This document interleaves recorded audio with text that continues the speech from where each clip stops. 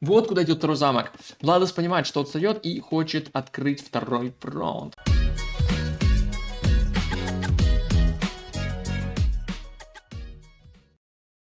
А насколько жесткий ты, аренщик?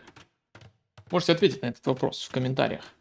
А пока на этот вопрос пытается ответить Сальс-антагонист. Он лидирует в матче финала своей группы Best of 5 со счетом 2-1 против The Bloodless. Игрока довольно такого полуалдового, я бы сказал, аренщика 2300, даже 2400 почти у него рейтинг, как мы видим. Ну, антагонист уже 2544 в этом матче. Счет 2-1, первую карту я вам показывал, это была чистая аренка, сейчас нас ждет хайдаут укрытие. Соответственно, стандартная, без каких-либо приколов. И погнали, посмотрим по цивилизациям. У нас антагонист играет на Сицилии. Опа-на. Интересная нация, Сицилия, да. Честно говоря, Сицилия, болгары, вот такие нации, которые вроде конные, вроде неплохие, с приколами. Но обычно на турнирах их не берут. Это только под какие-то убер-мега заготовки, и то довольно палевные, да, что-то там с крепостями, с мечниками, какие-то форварды. Соответственно, посмотрим, что придумает здесь на сицилийце антагонист.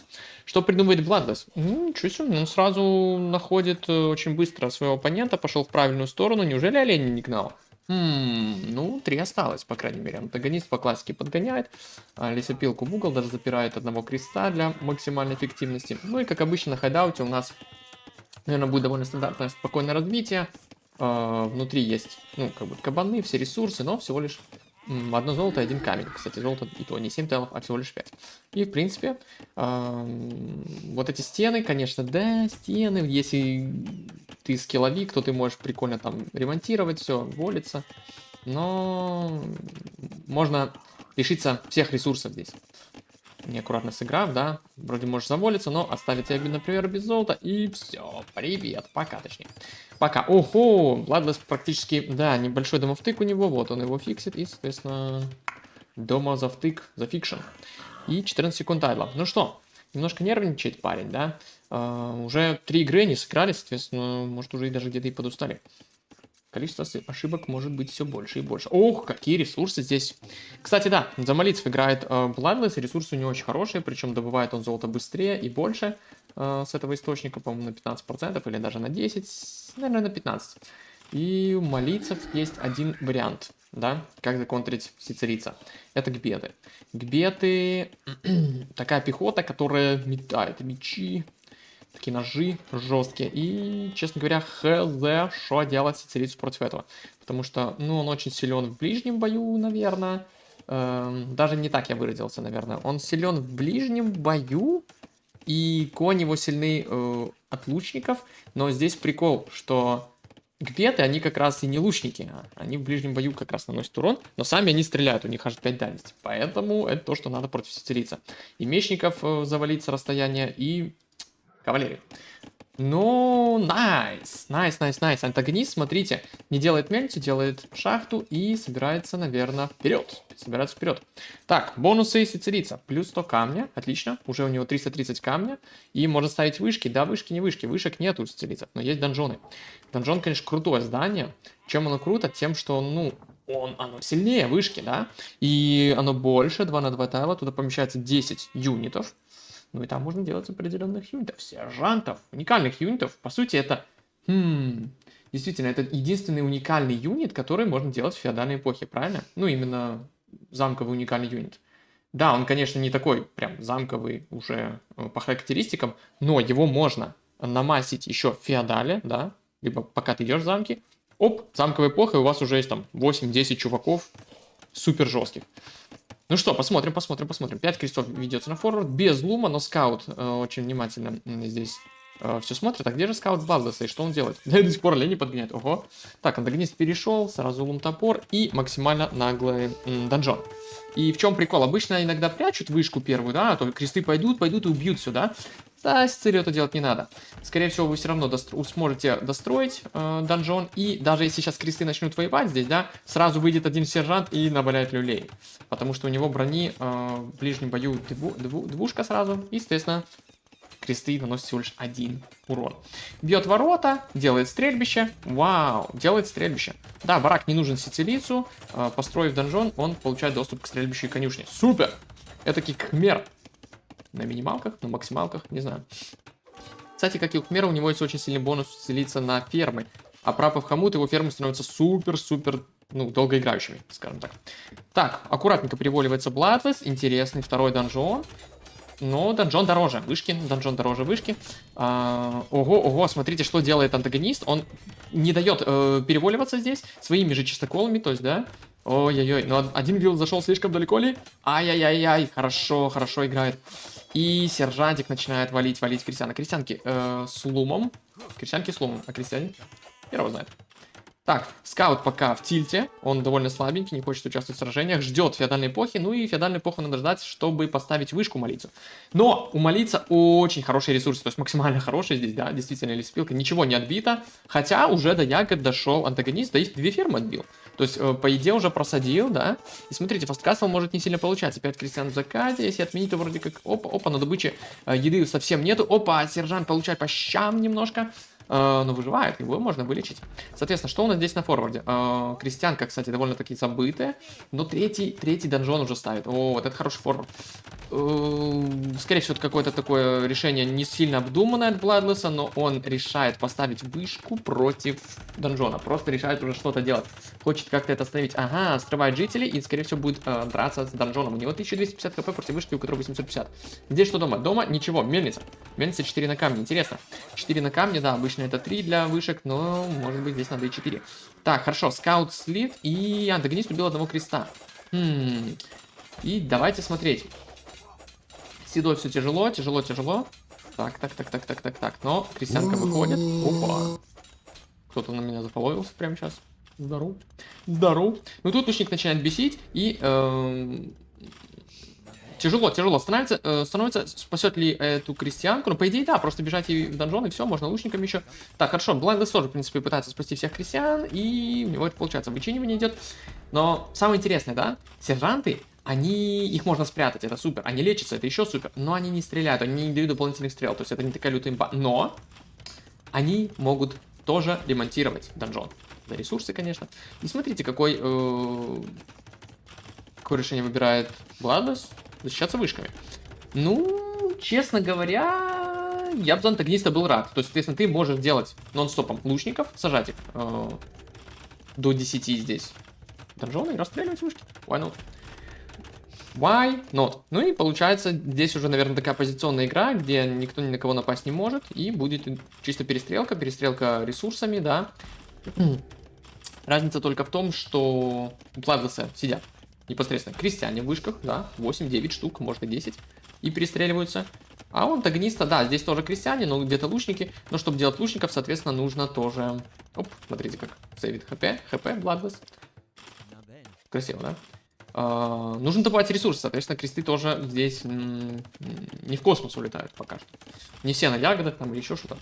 Хомута, кстати, действительно нету. Ну, видите, Бладлесс не смог перейти ни в какую эпоху, и оба застряли в феодалке. Но отметим, что на 4 больше на еде у антагониста, и он смог сделать где-то кузницу и апать стрелу. Стрела — это круто. Стрела — это супер. Это, возможно, поможет тут отстреливать крестьян, которые могли бы чинить здесь кого-то. Так, заходит один сержант, не знаю, что за проверка. А сержант ведь и сам еще может строить. Опа! Просто считай, квикволом убил сержантика. Хорошо, очень много золота здесь у Бладлесса. Он же лучников не делает, качает очень быстро золото за малый бонус. И будет это использовать на рынке. Наверное, будет использовать на рынке. Так, идет вычинение, в принципе, на самом деле... Так, одна крестьянка возвращается. Раненая крестьяночка. Ай-яй-яй-яй, жалко, нету у нас... Хомута исцелиться, очень жаль. Так, дорогущая еда, здесь 400 еды покупает Bloodless. Ай-яй-яй, приближается к переходу, но если у него два здания, вот в чем вопрос. Рынок только мы видим, да? По идее, других зданий нету. Так, а где-то еще скаут обитает. Ага, скаут пока внутри, боится выйти. Кузница. На минимум ресурсов, но играют челики. Но Блада, смотрите, он заперт, он ничего не видит, ничего не знает. Да, хотя у него есть некоторая разведка, но он как бы не чувствует себя свободно, чувствует себя замкнуто. То есть ему надо выйти отсюда, выйти с окружения. И для этого он качает много камней, чтобы поставить этот замок, очевидно. И нажимает раньше переход. Так, ну что, тогда смотрим. У антагониста все спокойно, да, вся карта его, хочешь тут всей фермы, что хочешь делай. Вопрос только в таймингах. Хочет ли он тоже перейти в замковую эпоху? Потому что он понимает, что Бладлесс вряд ли тут поставит вирадж и будет бумить. Места нет. Так никто не делает. Такие профики не делают. Явно не будут как-то выходить. Так. Небольшой идет взрывчик. Ну, смотрите, антагонист не очень, чтобы может нажать переход. И он вообще добавляет двух сержантов. Опа, опа, опа. А это дорого, это еда. И по фермам как будто не сильно растет. Неужели он хочет немножко занять больше территории, попробовать? Но он, наверное, должен чувствовать, что Бладлесс просел по очкам и, скорее всего, уже переходит. А он перешел. Перешел Бладлесс, 2 дома. Как-то до сих пор держал эти вышки здесь. Сколько вообще лучников? Суммарно 11 лучников. 11 лучников. И в теории мог бы ставить сюда донжон сержантами, антагонист. Но я не вижу на это ресурсов, действительно. Так, ага, смотрите. Они вываливаются, но крест затупушек, но не совсем. Очень много раненых крестьян, которые старались там в вышках, все.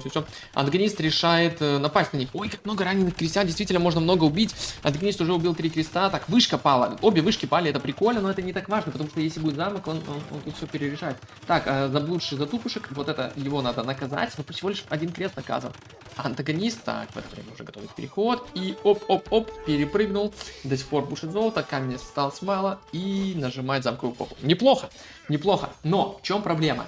А проблема в гбетах. Потому что гбеты контрят чуть ли не вообще все. Может, кто-то помнит, недавно видел, как Винч развалил Фина одного, да, 2350 гбетами, просто элементарно. Тяжело не найти отпор. Действительно. Лучники их могут контрить, да, согласен. Лучники их могут контрить, в принципе, устелиться. Сейчас есть лучники, есть варианты их прокачать. Наверное, поэтому их продолжают делать. Скаут это все сдох, не выжил. Ну и гбеты аккуратненько танцуют. 24 на лесе у Бладлесса, вот что значит нету мап-контроля. И здесь отлично есть хомут, соответственно, новую ферму можно засеивать, но хочет ли это делать Бладлесс?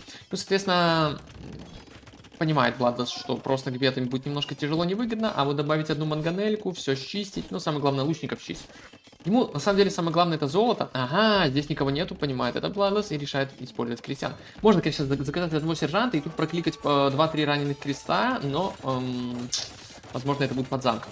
Тяжело, сложно. Посмотрите, какие ресурсы. Давайте, добытые ресурсы у антагониста, намного больше. Такое часто бывает, когда ты играешь, на самом деле, агрессивно и забираешь много территории врага, твоя экономика работает всегда лучше. Но выходит манганелька. Ну и что? Соответственно, сержант всего лишь 1. Да, он станет замковым, у него станет на 25 больше хп, урон 8, брони тоже больше. В принципе, топовый челик. Топовый челик. Очень много ресурсов, да, практически на импы было. Но от арбалетов идет интересненько. И смотрите, все лучники 10 штук здесь. Офигеть. Бах! 2 гбеты слил, ну что ты делаешь? 2 гбеты слил, а это очень больно для Бладлесса. Кстати, он не выходит на это золото, неужели наружу пошел? Снаружи у него золото, он его вообще видит? Видит кусочек, но и здесь отобрал антагонист пока что его золото. И смотрите, что делает сержант, чинит и тратит ресурсы. Плюс. Опа, экапушки пошли. Экапушки, а самое главное, heavy flow, плуг. Плуг, соответственно, новые фермы будут, не знаю, 600 леса? 500 с чем-то леса, наверное. Монастырь, что очень интересно и странно. Здесь убили крестьянку. Вот под этот донжон уже лезть супер опасно. Да, урон у него не какой-то космический, да, не как у апнутой вышки Guard Tower 7+2, 5+2 всего лишь. Но есть интересный момент, что... Так, где это показано? Да. Projectile Count 1+6. Так, минимум range. Короче, он выпускает 2 стрелы, а не одну. На самом деле. Projectile Count 1. Видите, 1 скобочка, это значит, что 2 стрелы выпускает. Даже когда никто не сидит. А когда кто сидит, то пожалуйста. О, клевые лесопилки, эффективность тут будет зашкаливать. Причем старую тоже не удалял, потому что некоторые кресты могут вот так эффективно работать. Топ. Мне нравится эффективность экономики здесь. но 3 катапульты. Ну и вот посмотрим, сможет ли удержать 10. Здесь лучников, 2 еще снаружи. Есть сержант, он может чинить, а может не чинить. Так, идет выстрел по сержанту, он просто танкует. На самом деле несколько выстрелов, это спасает, возможно, сотку-другую хп Донжону, который продолжает бить. И смотрите, давайте посмотрим на урон. Начинает, конечно, чинить здесь Bloodless. У него еще монах. Монах, кстати, тут очень важный, на самом деле. Это, то есть, это вообще показатель опытности, потому что крестьянок будут расстреливать, можно их чинить. Хотя одним монахом, наверное, мало, а вот 2-3, пожалуйста. Пожалуйста. Можно это делать, в принципе, мы... Но монаха можно и заснайпить неаккуратно. Здесь выделяет Влад до своих юнитов, видимо, с монахом и слил этого ключевого юнита. Здесь еще... Ага, найс. Немного чуваки-сержанты сливаются. Ну что? Давай еще крестьянок, еще. Так, добывает золото Bloodless. По крестьянам, кстати, равенство. Но как? Но за счет чего? 2 тачки. 2 тачки, я так понимаю. Так, одну катапульту убили. У Bloodless есть ресурсы, причем даже на второй замок он старается вычинить все катапульты, наверное, еще. То есть, антагонист убил 6 крестьян, найдлил меньше, но по крестам... опасно. Так, сержики все-таки под замком ни о чем. Здесь всего лишь топор, хомут, больше ничего. Есть на второй замок. Куда ставить второй замок? Ага, он вышел наружу, таки вышел. Антагонисту, возможно, не хватает там какого-то лучника аванпоста, чтобы это все контролить. Но он собирает релики, играет немножко в долгу, я бы сказал. Ну-ка, фермы жесткие, да? Интересно посмотреть. Есть на какой-то ферме? Во-во-во-во, на этой ферме 550 еды. Охереть. И 4 катапульты. 4 катапульты это прям жестко. 1500 хп, погнали. Еще лучники. Но здесь опасно, тяжело будет микать, особенно свой дом. Может мешать, а может и не мешать. Думаю, мешает. Оп. Некоторые катапульты стреляют в луков. И вот. Сколько тут урона, сколько урона. Очень хорошие ресурсы у антагониста тем временем. Явно хочет делать замок и переходить в импы. И вот замок, он же привел крестьян. И ай-яй-яй-яй-яй-яй-яй-яй. Замок-то видит Bloodless. Он может попробовать даже пойти его отменить. Но, возможно, сначала ему надо убить вот эту ситуацию. Блин, и рушится. Надо строить быстрее. Но благо сицилийцы строят очень быстро замки. Поэтому... Блин. Лучников бы не слить. Но тогда, если ты сохраняешь лучников, он может поехать на замок. Замок еще 62%. Выходит сержант и просто танкует. Понимает антагонист, что надо любой ценой просто спасать замок, потому что это ключевой момент. Надо уже нажимать импы. И здесь как будто ему хватает или нет. И хватает. Можно выдохнуть. Антагонист выдыхает, нажимает импы. Фух, самое главное выполнено. Да, он слил, может быть, не все катапульты убил, не удержал именно этот донжон. Пришлось следить каких-то лучников, но можно их отхилять. В принципе, не всю пачку слил. 9 можно набрать, сделать еще за время импов и апнуть их дальше. Что? Вот куда идет второй замок. Bloodless понимает, что отстает и хочет открыть второй фронт. Тут вроде сержант четко контролит, его обзор сомнительный, но окей. Соответственно, блин, вот этот замок просто максимальный. И монах как раз уходит в другую сторону. Но у сицилийцев идет импы. Отлично. Не то чтобы сицилийцы супер много чего импы дают, но, в общем-то... Что там, коронка, Хауберг. Хауберг это на коне, на большую экономику. Здесь 53 на 53 креста, кстати, интересненько. Оба играют в одну ратушу, какой-то прям sudden disaster. И здесь катапульта, Bloodless бдит, да не сильно, хотя сплитанул, нихера себе, он, я так понял, сплитом именно воспользовался. Бдит, не бдит. И смотрите, в это время, пока антагонист и здесь сфокусирован, вы думаете, он видит этот замок? Я думаю, не видит этот замок. Я думаю, ни хера не видит. Жесть. А ведь это очень опасно. Потому что где ты, да. Дома у антагониста вообще ничего нет, кроме этого монастыря, который уже заблокирован. Считайте. Но что делает антагонист? Он продает 700 еды, что он заметил. И он понял, что да, здесь отдефаться легко нельзя будет. Хотя на самом деле, возможно, пара донжонов, 2-3 донжона было бы дешевле, чем целый замок покупать. Просто жесть, сколько он все ресурсы переторговал, но на треп оставил. На треп, кажется, оставил. Так, здесь, кстати, юниты... Да, контролит, но не до конца. Ну что, слил стрельбище, я так понимаю, здесь. Замок. Ага. Слил катапульту. Ой-ой-ой. Он пытается сюда каменоломщиков убить. И что, получится? Нет, антик уходит. Найс. Целый замок купил. Нифига себе. Опять же, быстро построил, потому что сицилиец. На третью стрелу хватает. У Сицилии есть третья стрела. Вот тебе иконная цила оказалась. Не совсем таки иконная. Лучники чилят. Ну и трибушет. Да, трибушет здесь заказано, здесь нет, не хватает ресурсов. Второй трибушет. Так, 2 трибушета заказано здесь, хочет именно базу спушить, а здесь не будет дефца трибушетом. Блин, ну я бы, наверное, распределил каждому по трибушету. Здесь Добывает еще камень. Фактически у Бладлоса больше крестьян. И что он делает? Тараны. А у него 2 осадки. 2 баллистские осадки и тараны. Что? Это же бред. Так, первый трибушет начинает работу. Катапульты немного отзонены. Если бы их вернуть сюда, здесь. А здесь осадная вышка. Мисклик ли? А, возможно, и не мисклик. Гбеты в осадной вышке, это вообще прикол. Хотел отметить, что антагонист продал тогда 600 еды или сколько. Это очень хорошо, на самом деле, потому что еда теперь в новом патче дороже. Да, покупать ее дороже, но продавать тоже дороже. Получается, если у вас много еды есть, можно продать, это очень выгодно. Купить целый замок. Крест сдох. И что здесь? Здесь есть пара, 2-3 сержанта, они не имперские, элитку уже надо качать вручную. Но выходят гбеты это большая проблема, то есть... А здесь кресты. Ай-яй-яй-яй-яй-яй, но антикоррегируют. Так, идет вычинивание раньше, не знаю зачем. Как будто реально sudden disaster. Подождите, а может это и есть sudden disaster? Это и есть sudden disaster, настройка, я понял. Выходит осадная вышка 6 чуваками. Здесь что происходит? Идет тараны. Так, пока они отвлеклись на монастырь, я понимаю, он чинит любой ценой, покупает лес. Выходят чуваки и GG, потому что ратуша пала. Ё-моё, я только сейчас понял. Это хайдаут с настройкой. Да, в 1 ТЦ. Именно поэтому... У них 1 ТЦ, соответственно. Именно поэтому... Именно поэтому антагонист хотел вот эту вот ситуацию, да, имп, замок здесь на форварде. Именно поэтому он сделал, требует только здесь, а не дома. И произошло ГГ. И именно поэтому Bloodless пошел на форвард и сделал попытку. Но здесь было много крестьян, замок не достреливает, не помогает таранам, здесь не прикрывает их. Есть сержанты кое-какие, совсем без апов, но все же. 3 тарана, вроде 4 тарана, но здесь четенько по таймингам сработал и убил. Осадная вышка вроде пришла, но... Да, развалили они одну катапульту, на замок бьет, луки бьют, 3-я стрела, топ. Топ разыграл антагонист здесь, и он у нас выигрывает свою группу легко и проходит в уже плей-офф самых крутых аренщиков. А встретится он в плей-офф с King Boo. Не знаю, буду ли я как-то освещать это, либо посмотрим также в записи, но будем наблюдать. Давайте немножко статистики. 17 сержантов, 25 лучников, катапульточки. Так, АПМ 72 на 38, типичный аренщик. Своим 38 АПМ. Бладлица была хорошая КД, благодаря чему? Я знаю чему. Но он не сильно много юнитов сливал, действительно, не то чтобы он их вообще делал. Антагонист купил себе место, время, импы. Самое ключевое было, конечно, поставить этот замок сицилийский. Вот для чего Сицилия тут была нужна. Поставить форвард замок на шару и... Ну как на шару?